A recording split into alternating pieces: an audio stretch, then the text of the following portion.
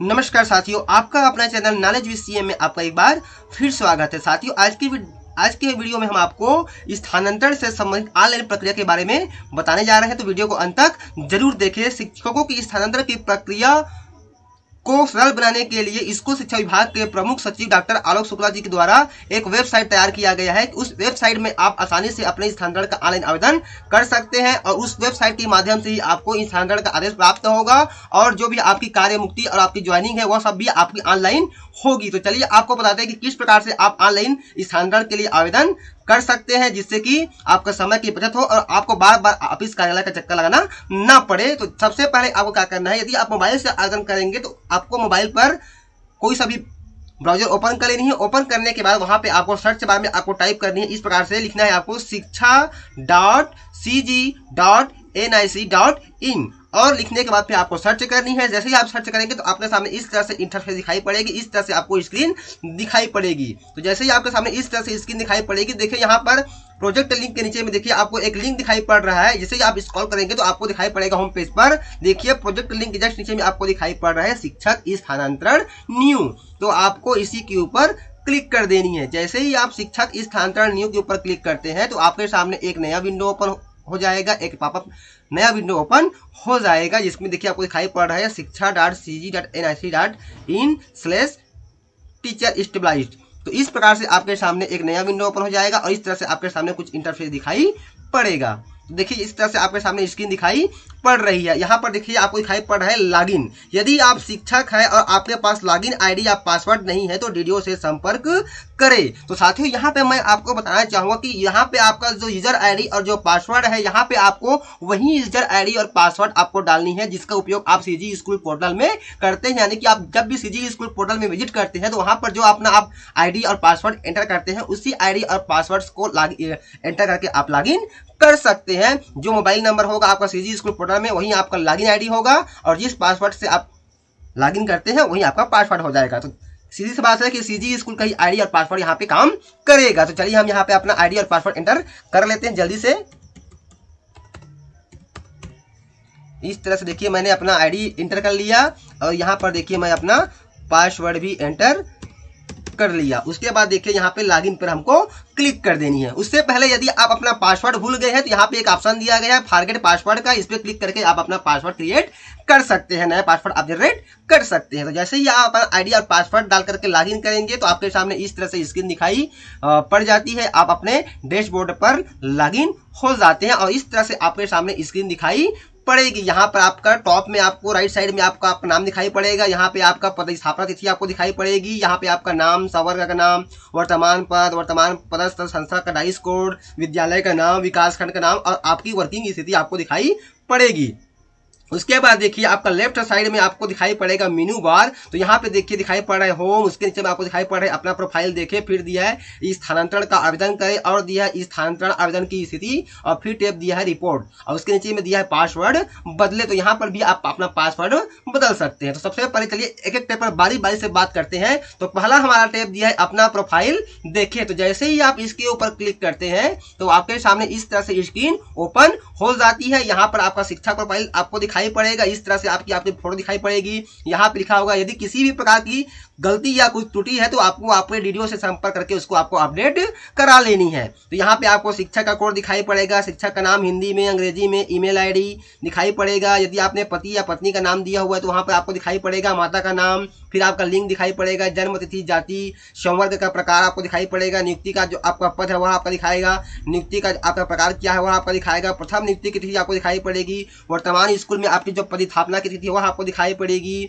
यदि आपकी पदोन्नति हुई है तो पदोन्नति की तिथि भी यहाँ पे आपको दिखाई पड़ेगी, आपका वर्तमान पद आपको दिखाई पड़ेगा, आपकी जो हाईएस्ट शैक्षणिक योग्यता क्या है वह आपको इस तरह दिखाई पड़ेगी और जो आपकी उच्चतम व्यावसायिक योग्यता है वह भी आपको इस तरह से आपको स्क्रीन पर दिखाई पड़ेगा। तो इस तरह से सीधा बात कहा जाए कि आपके संबंध में जो भी आपकी प्रोफाइल है वह आपको इस तरह दिखाई पड़ेगी। साथ ही यदि पति या पत्नी में से कोई सेवा में है तो उसकी भी जानकारी आपने अपडेट की हुई इस तरह से आपको दिखाई पड़ेगी। और इसमें किसी भी प्रकार की यदि कुछ त्रुटि होती है तो आप अपने डीडीओ से संपर्क करके उसको करेक्शन करा सकते हैं, उसको अपडेट करा सकते हैं। साथ में यहाँ पर वर्तमान पदस्थ स्कूल की जानकारी भी आपको दिखाई पड़ेगी। तो इस तरह से इसमें किसी भी प्रकार की कोई त्रुटि है जिसको आप सुधार करना चाहते हैं तो उसके लिए आपको अपने डीडीओ से संपर्क करना होगा।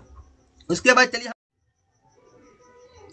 तो सेकंड जो हमारा टेप दिया गया है स्थानांतरण का आवेदन करें। तो जैसे ही आप इसके ऊपर क्लिक करते हैं तो आपके सामने पुनः एक नया पेज ओपन हो जाता है। इस तरह से यहाँ पर कहा गया कि वर्तमान जानकारी इस तरह से आपके सामने स्क्रीन दिखाई पड़ेगी। तो यहाँ पर देखिए साथियों, यहाँ पर इस तरह से आपको दिखाई पड़ेगी वर्तमान जानकारी में नोट यहाँ पे दिया गया कि वर्तमान में स्थानांतरण प्रतिबंधित है अथवा प्रतिबंध हटने पर ही आवेदन पर विचार किया जाएगा। इस तरह से जैसे ही आप स्थानांतरण में आवेदन करें पर इस तरह से आपके सामने स्क्रीन दिखाई पड़ेगी। यहाँ पर शिक्षक का नाम लिखा होगा, यहाँ पे आपको मोबाइल नंबर दिखाई पड़ेगा और यहाँ पर कहा गया है कि यह मोबाइल नंबर ओटीपी के लिए उपयोग किया जाएगा। यदि मोबाइल नंबर अभी उपलब्ध नहीं है तो डीडीओ से संपर्क करके अपडेट कराएं। तो यह उन शिक्षक साथियों के लिए है जिनका सीजी स्कूल में पंजीकृत मोबाइल नंबर गुम चुका है, तो उनको अपना नया मोबाइल नंबर अपडेट करा लेनी है ताकि वह अपने स्थानांतरण की आवेदन की प्रक्रिया को पूर्ण कर सके। इस तरह से फिर शिक्षक का पद नाम, यूडाइस कोड, विद्यालय का नाम और सवर्ग आपको दिखाई पड़ेगा। फिर यहाँ पे एक ऑप्शन दिया गया क्या ऊपर दी गई जानकारी सही है, तो यहाँ पे आपको दो ऑप्शन दिखाई पड़ेगा, हाँ या नहीं। यदि ऊपर दी गई जानकारी सही है तो आपको हाँ पे क्लिक करना है, अन्यथा आपको नहीं पे क्लिक कर देनी है। उसके बाद जैसे ही आप हाँ पे क्लिक करेंगे तो आपके सामने पुनः इस तरह से स्क्रीन, इस तरह से हाँ पे क्लिक करेंगे तो आपके सामने इस तरह से आवेदन करने का फॉर्मेट ओपन हो जाएगा। देखिए इसमें लिखा गया है नोट, स्कूल संबंधित जानकारी सर्वर में उपलब्ध डाटा के अनुसार है, इसमें समय अनुसार परिवर्तन संभावित है। यानी कि जो भी जानकारी यहाँ पर ली गई है वो आपके सीजी स्कूल डाटा से लिया गया है। यदि कोई भी जानकारी इसमें चेंज करानी तो वो संभावित है। अब यहाँ पे दिया गया है, देखिए आवेदन आपको कैसे करनी है। पहला पॉइंट दिया गया है निवेदन का कारण, अर्थात किस बेसिक पे आप स्थानांतरण चाह रहे हैं तो यहाँ पर इसको स्पष्ट करनी है, उस कारण को यहाँ पे आपको स्पष्ट रूप से लिख देनी है। उसके बाद यहाँ पे दिया है जिस स्कूल में आप स्थानांतरण चाहते हैं उनका आपको चयन करना है। तो यानी कि आपको यहाँ पे चयन कर लेनी है, जिला का चयन कर लेते हैं। मान लिया कि आप बिलासपुर से जांजगीर जिला जाना चाहते हैं तो यहाँ पे आपको जांजगीर जिला चयन करना पड़ेगा। इस प्रकार से आप ड्रॉप डाउन से जांजगीर चयन कर लेंगे। अब जैसे ही आप जांजगीर चयन करते हैं तो उसके बाद फिर यहाँ पे आपको ब्लॉक का चयन कर लेनी है कि कौन से ब्लॉक में आप जाना चाहते हैं। इस तरह से ब्लॉक चयन करने के बाद आपको उस ब्लॉक के कौन से संकुल में आप जाना चाहते हैं, तो इस प्रकार से आपको उस ब्लॉक का आपको संकुल भी इस तरह से चयन कर लेनी है। संकुल चयन करने के बाद अगला ऑप्शन आता है स्कूल चयन करें, यानी कि उस ब्लॉक के आप कौन से स्कूल में स्थानांतरण चाहते हैं। तो इस प्रकार से ड्रॉप डाउन से आपको स्कूल का चयन कर लेना है। तो यहाँ पर देखिए साथियों, उस संकुल के अंतर्गत जहां जहां पद रिक्त है उसी स्कूल की लिस्टिंग आपको दिखाई पड़ेगी इस प्रकार से।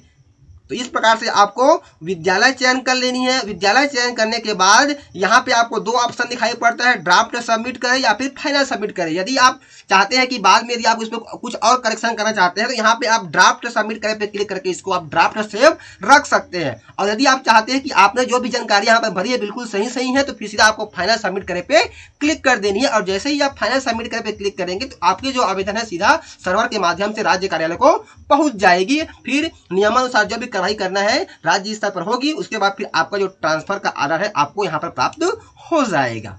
उसके बाद चलिए बात कर लेते हैं कि अगला टेप दिया गया स्थानांतरण आवेदन की स्थिति। यदि आपने अपना स्थानांतरण आवेदन ऑनलाइन सबमिट कर दिया है तो यहाँ पर क्लिक करके आप अपने स्थानांतरण आवेदन की स्थिति देख सकते हैं। क्योंकि अभी हमने आवेदन सबमिट नहीं किया इसलिए यहाँ पर दिखाई पड़ रहा है कोई रिकॉर्ड प्राप्त नहीं हुआ। यदि आप आवेदन सबमिट कर देंगे तो यहाँ पे आपको क्रमांक दिखाई पड़ेगा, यहाँ पे आपको आवेदन का क्रमांक दिखाई पड़ेगा, यहाँ पे पद दिखाई पड़ेगा, यहाँ पर स्थानांतरण के लिए चयनित जिला का नाम दिखाई पड़ेगा, स्कूल का नाम दिखाई पड़ेगा, आवेदन किस दिनांक को आपने किया वह दिखाई पड़ेगा, यहाँ पे शिक्षक के आवेदन की क्या स्थिति है वह आपको दिखाई पड़ेगी कि डीओ द्वारा अप्रूव हो चुका है कि डीपीआई के द्वारा की। इस प्रकार से आपको पूरी प्रक्रिया यहाँ पर आपको दिखाई पड़ेगी।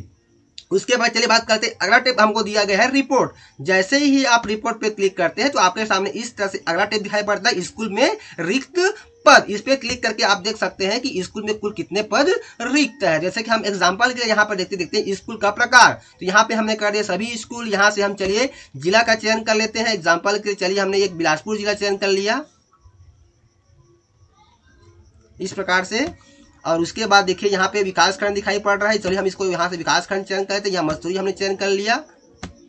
और उसके बाद देखिए यहाँ पे हम संकुल दिखाई पड़ रहा है, तो यहाँ पे हम सभी संकुल का एक साथ देख सकते हैं या फिर चाहे तो प्रॉपर्ली किसी एक संकुल का आप देख सकते हैं। चलिए एग्जाम्पल के लिए हम यहाँ पे एक संकुल का चयन कर लेते हैं इस प्रकार से। और उसके बाद जैसे ही आप देखे पे क्लिक करेंगे तो आपको पता चल जाएगा यहाँ पे स्कूल टाइप हमको चयन कर लेनी कि हम प्राइमरी का देखना चाह रहे हैं कि मिडिल का कि हाई या हायर का। तो चलिए हम यहाँ पे प्राइमरी स्कूल का चयन कर लेते हैं इस प्रकार से। यहाँ से हम चलिए ब्लॉक चयन कर लेते हैं इस प्रकार से। यहाँ से हम ड्रॉप डाउन से चलिए हम संकुल चयन कर लेते हैं। तो इस प्रकार से जैसे ही हम देखे पे क्लिक करते हैं तो जो भी हमने संकुल चयन किया गया है प्राथमिक लेवल का, तो उस संकुल के अंतर्गत जितने भी प्राथमिक स्कूल में पद खाली है उसकी लिस्टिंग हमको दिखाई पड़ती है। इस प्रकार से देखिए यहाँ पर हेड मास्टर के पद कितने कार्य स्वीकृत पद हैं, कितने सहायक शिक्षक के पद स्वीकृत है। उसके बाद यहाँ पर देखिए कितने हेड मास्टर कार्यरत है, कितने सहायक शिक्षक कार्यरत है वो हमको दिखाई पड़ जाता है। यहाँ पर दिया है नंबर ऑफ अदर टीचर, इस प्रकार से ये हमको दिखाई पड़ जाता है। फिर यहाँ पर देखिए वेकेंट एचएम में यहाँ पर सभी स्कूल में हेड मास्टर के एक एक पद खाली है और vacant number of teachers, teacher के केवल यहाँ पर देखिए इस भाटापारा स्कूल में 2 पद खाली दिखाई पड़ रहा है। तो इस प्रकार से आप आसानी से देख सकते हैं ऑनलाइन की कौन से संकुल में, किस जिले के कौन से संकुल में कुल कितने पद रिक्त है, जिससे कि आप स्थानांतरण के लिए उक्त स्कूल का चयन कर सकते हैं। तो साथियों आज का जो वीडियो आपको कैसा लगा हमें कमेंट्स कर जरूर बताएं। फिर मिलते हैं साथियों एक नई जानकारी एक नए वीडियो के साथ। तब तक के साथियों जय जोहार, जय छत्तीसगढ़, जय हिंद।